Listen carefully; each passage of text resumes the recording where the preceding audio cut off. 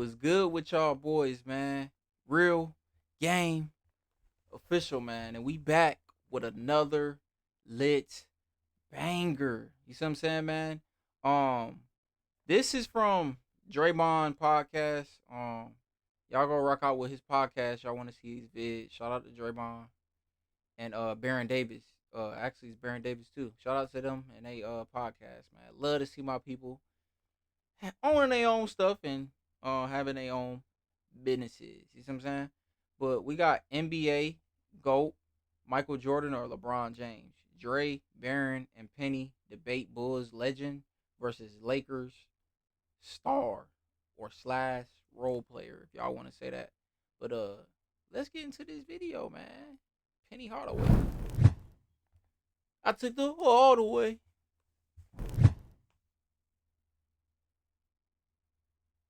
So you enter the league in the East, obviously going in with Shaq, and Michael Jordan is dominating the league. What comes to mind for you about that first matchup? Like BD, his first matchup with you is in UCLA gym, right? Like what was your first matchup with MJ, and what comes to mind for you from that matchup? Yeah, what was so crazy is he was retired at first. He came back wearing the 45. Oh, wow. That year, yeah. So we was the dudes in the league. So when MJ came back, I said, "Oh, okay, all right, I know what I got to do because at this point, this is my second year. I'm ready. I'm rolling." And he came back, with a vengeance. But that first matchup was I had to let him know right away because he was that dude. Come on now, he was the dude. So I was like, all right, I took him right to the post, did what I normally did, and I was trying to put fear in him. Guarding me because I knew what he was going to try to do to me on the other end. So I was trying to hit first. That's amazing, man. That's fine. Yeah, that was a battle. I mean, you know what I mean? Mike coming back 45. Like when you saw Mike in 45, was you like, oh, he ain't in the 23? You know what I mean? So I didn't recognize the 45. I knew who that was. I was like, he's going to be a little rusty early. But this is MJ to just be able to come back mid-season, bro. That's and crazy. He had 55 against the Knicks. He had double nickels against the Knicks in the Garden. Like the second game. Back, right? Right. So I'm like, dog, all right, cool. So when he got into the building, it was 45. We was like, you know, it's MJ. But it's 45. But it's 45. Yeah. But, man, we played them in the playoffs right after that. And, man, Nick Anderson stole his ball, and we won the game off a steal. He came back the next game in the 23 and beat us. I was like, oh. He switched. Oh, wow. He switched his jersey. He said, I'm out of the 45 and work. When he took his jersey off, everybody saw 23 and he looked in the crowd like, yeah, Jordan was just different, like mentally, bro. Like, you gotta be a dog to do that, man. And then, like, can you even do that in today's game? Like, change your number? Don't you got to do that? I don't even think you can do that no more. It was different back then. That's crazy. He beat us that game. That's crazy. He beat us that game. Game 2. To even have the NBA approve that is crazy in itself, man. There wasn't no rules like that. And that's MJ. He didn't care what David Stern, rest in peace, was saying, bro. He was like, I'm rocking this. Oh, my God. Like, y'all got all these rules today? That's savage. None of that was going on back in the day, that's bro. Savage. In mid-series, he changed his number. Let me get back. That's insane. Y'all wind up getting them now. They won game 2, and we went to Chicago and won games 3 and 4. Yeah, y'all wind up getting them. That was an epic moment.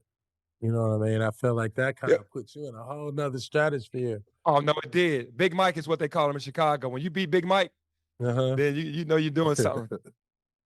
Big Mike. Big Mike. You played against MJ, you played against Cole, and I think you played against Bron, right? Against who? Bron. Y'all played Bron, and I played against Magic.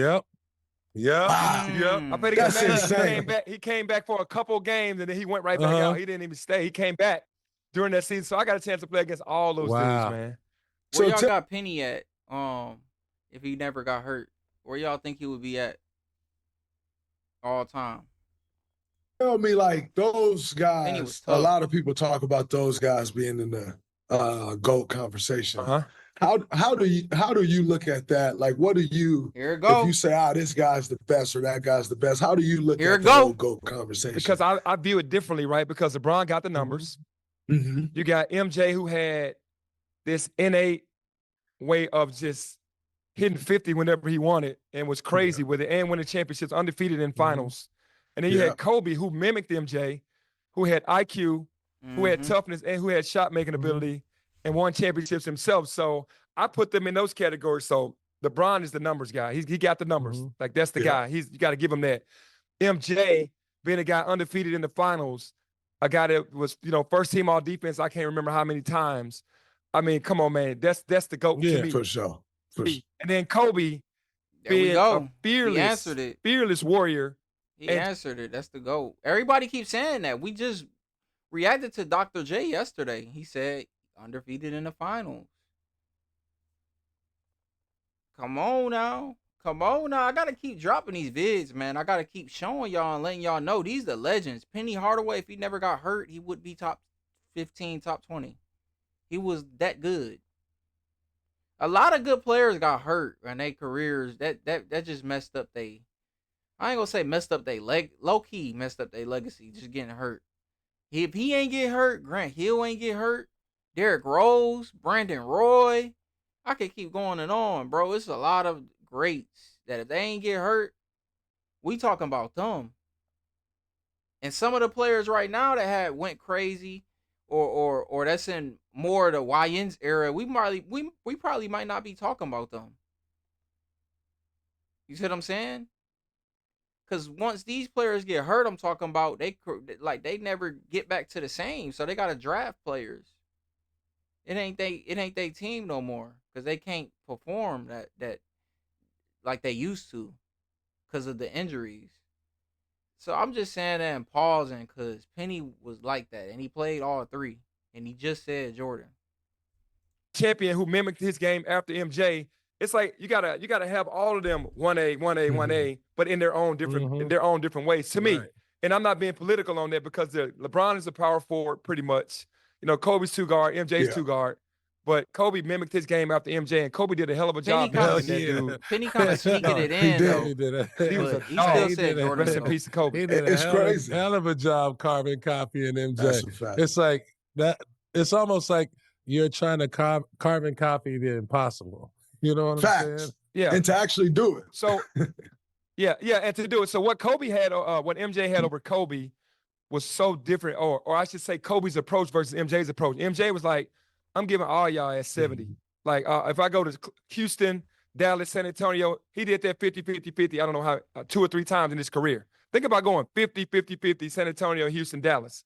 What Kobe did when he had problems was, I'm marking Penny Hardaway down on my list. I'm marking Baron Davis down on my list. I'm putting Gary Payton on my list. I'm putting all these top dudes on my list, and I'm going to knock them off one by one. MJ never said, he said, I ain't doing none of that. I'm just coming in and I'm killing y'all. So Kobe had to start off a little slower. Rookie year, he kind of struggled a little bit, beat a year in LA. And then you knew he was coming though. But he made this list of names, and boy, did he scratch off all. He scratched all the names off that list. He did.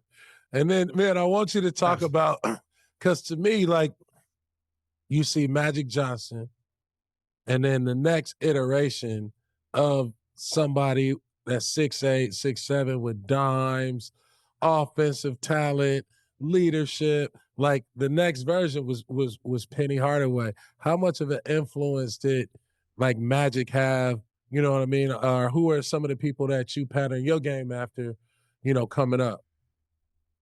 Yeah, it was strictly Magic for me because how he approached the game. You're talking about a fierce competitor.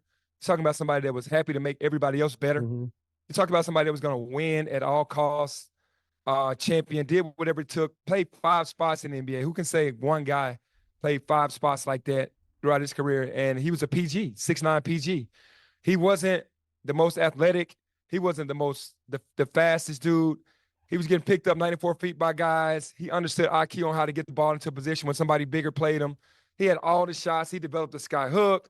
He posted up. It was just ridiculous. So for me, it was Magic all the way, man, just watching him. Amazing. Ladies and gentlemen, I'd like to report a trade. Orlando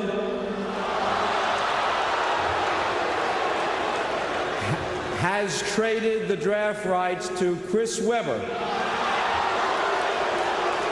to Golden State. Oh, imagine Chris Webber with Shaq and Penny. Oh, they would have been nasty. They would have been nasty. Chris Webber was like that too. In exchange for the draft rights to Anthony Hardaway and 3 future first-round draft picks. All right, you were traded to the Orlando Magic for Chris Webber on draft night. Mm-hmm. One, how did you feel about the trade? But the biggest question. Oh, they got trade. Okay. So that wouldn't have worked like I thought it was. It ain't work. It wasn't gonna work how I thought it was. Okay. If you were not traded, you would have had a career at Golden State. What do you think would have unfolded as a Golden State basically Warrior? Chris Webber come out of the same class as Penny? Okay, it makes sense now. Yeah, first I'll talk about being traded for my man C Webb. Shout out to C Webb. He it was something that I auditioned for because I was doing the movie Blue Chips in LA with Shaq. Yeah. And I was with him every single day. And the blessing behind that movie is that we played real basketball. I don't think I took 5 shots the whole summer. I threw him the ball every time, like, big fella, this is what I'm going to be doing for you the whole year. I was being smart about it because I wanted to be in Orlando. Yeah. And when I went to work out for Orlando, I scrimmaged with the team and took care of business. So I did really well there. And Dennis Scott and Nick Anderson were there. And I'm doing the same thing, getting them shots. And then whenever I had to kind of take over, I kind of took over. But really, I wanted to let them know if I come here, you know, I'm going to be that guy to find y'all and get y'all the ball. Now, the Golden State side of it with Nelly and Tim Hardaway would have been vicious as well because of being in the backcourt. Man, the Texas two-step, Tim Hardaway was unreal, bro. So we played one-on-one inside the arena with Nelly in the crowd watching me and Tim play one-on-one on my video. Wow. When I worked out for them. And we played like 5 games. It was just knockdown, drag out. So he said, I'm going to bring the goal in on you. Him and Tim he going to tell me if you can hoop with us or not. Oh. And Tim came. No, Nelly put Tim on me. He was like, you got to go get him. Like, basically, he brought Tim, like, I'm calling him up. So we played one-on-one, and it was nobody in there but me, Nelly, and Tim. Oh. Straight one-on-one in front of Nelly. Nelly sitting in the crowd just chilling, and me and Timmy going at it. And I knew I had to go at him, but Tim, man, much respect to Tim. Oh, my gosh. Did you cook him? You know what? I can't remember what the scores was, honestly. I got to ask Tim about that. But I know, hey, if we played 5 games, I ain't lose all 5 games. You know, he was murdering the league at the time too, man. Yes, he was. Man, that's just crazy, though. I think about, like, my draft process. And, like, for you to say, my draft workout, I played against the team. Like, with all these rules and shit today, you could never do that.